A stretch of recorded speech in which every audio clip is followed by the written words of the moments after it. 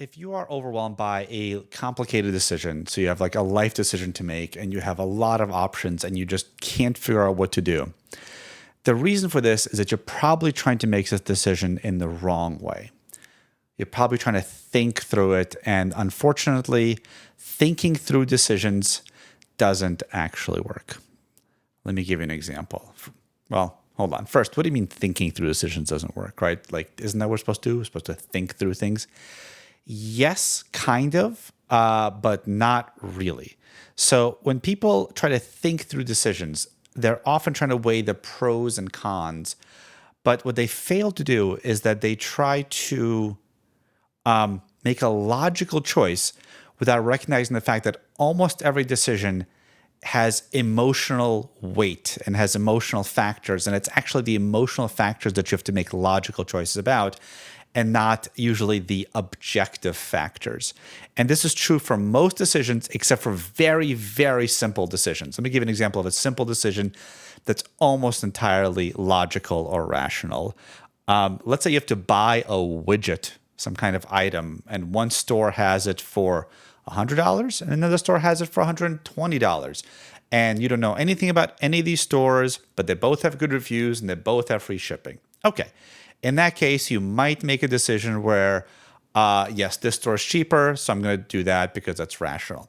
But actually, in a realistic situation, there may be confounding factors. Maybe this store is cheaper, but you heard one bad story about it. Or maybe this store is cheaper, but the more expensive store is run by a relative, and so you want to patronize it. Or maybe that store has a mission that you support. And so maybe you actually end up buying from the more expensive store, even though it's not the rational thing to do. So even in this case, rationality is bound by your feelings and your emotional preferences. But when it comes to life decisions, it's usually way more involved than that. So let me give you an example of why I'm actually making this video. Just a couple of days ago, I talked to a client of mine who does life coaching, and she wanted to figure out how to move on to the next phase in her life. She has a successful business and she wants to expand it and she wants to know what to do next. And she's having a hard time making a decision. And she wrote down a list of about 20 things she might want to do. And of course, she knows that she can't do all 20 of these or even most of them, but she couldn't narrow it down to one or two. And the reason she was having a hard time narrowing it down is because she was trying to make the decision with her head. She was trying to have a rational decision of what is best. But the thing is, there is no best. Best depends on your criteria. Is this business going to have the most reach? Is this business going to have the most revenue? Is it going to be the easiest to do? Is it going to be the most scalable? Is it going to have the most social impact? Well, how do you measure social impact? And until she was able to figure out what it is she cares about, she really wasn't able to make any headway because you can't really make a rational choice. All of our rational choices are based on how we feel about things. Right? So no matter how rational you think it is, if you go down and you keep asking why, you will eventually get to well, this is just what I want. This is just what I feel like. This is what is important to me. Why? I don't know. And that's where it ends. So ultimately, we had to look at all these options, and she had to look at them and say, which one of these things do I actually want to do? Not which one of these things should I do? Not which one of these things has the most impact, or which one of these things will reach the most people, which one of these choices will make me the most money, but what do I want to do? What do I want to do?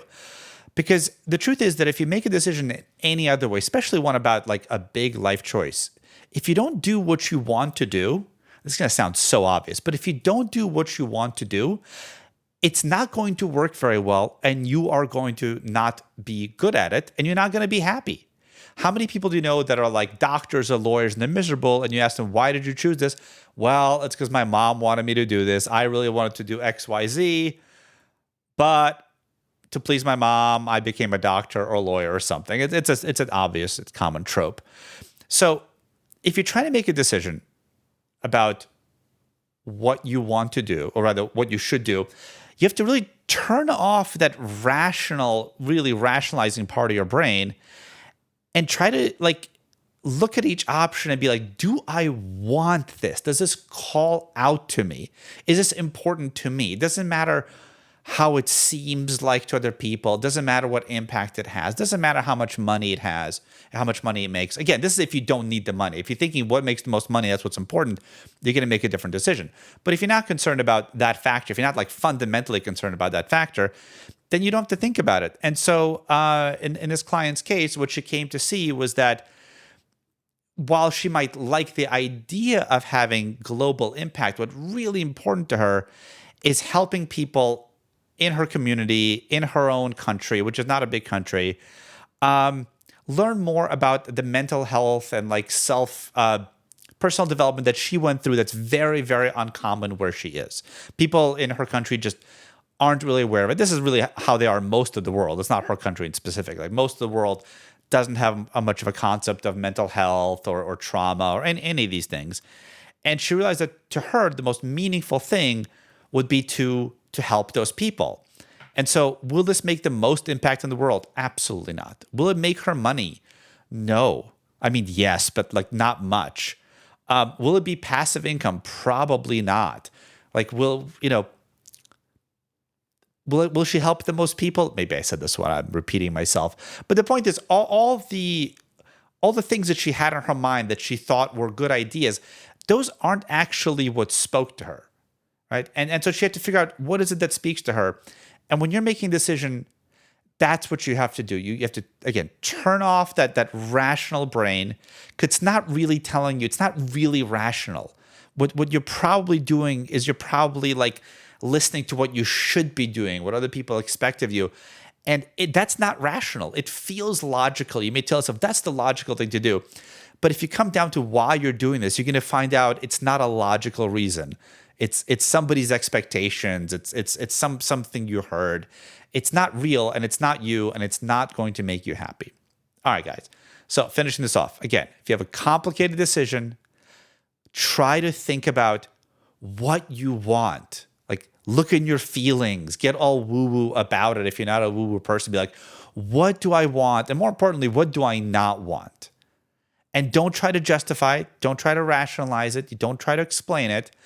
Think about and feel about what you want, and that is probably going to be the thing that's going to make you happier, most satisfied, and the thing you'll also be able to work on in the longest term without frustration, without resentment, and it's going to be the thing that works, most likely. All right, guys, I hope this was helpful. Thank you for watching. If you have any comments, please leave them below, and I'll see you in the next video.